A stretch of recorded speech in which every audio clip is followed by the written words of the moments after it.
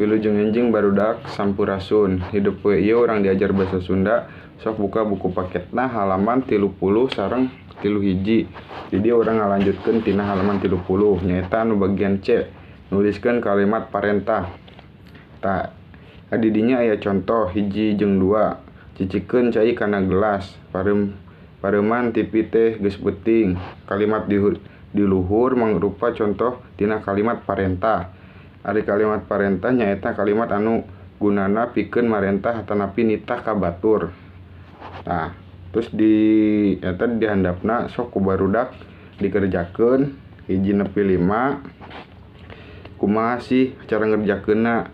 Ari kalimat parentah teh misalkeun nomor 1 gantungkeun.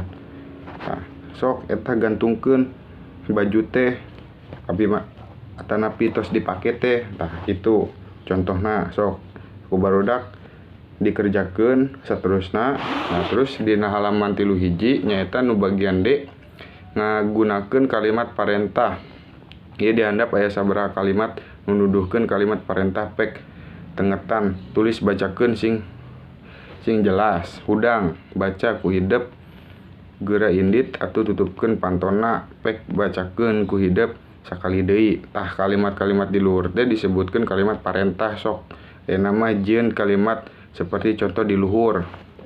Kumaha sih carana? Tah, aya dina handapna eta nyaeta aya gambar sok ku barudak dijieun dina kalimat parentah. Misalkeun anu gambar nomor 1 geura hudang moal indit ka sakola maneh teh. Tah kitu contohna. Terus saterusna kerjakeun ku barudak. Amun tos beres kirim ka WA bapaknya lewat japri. Oke, hatur nuhun.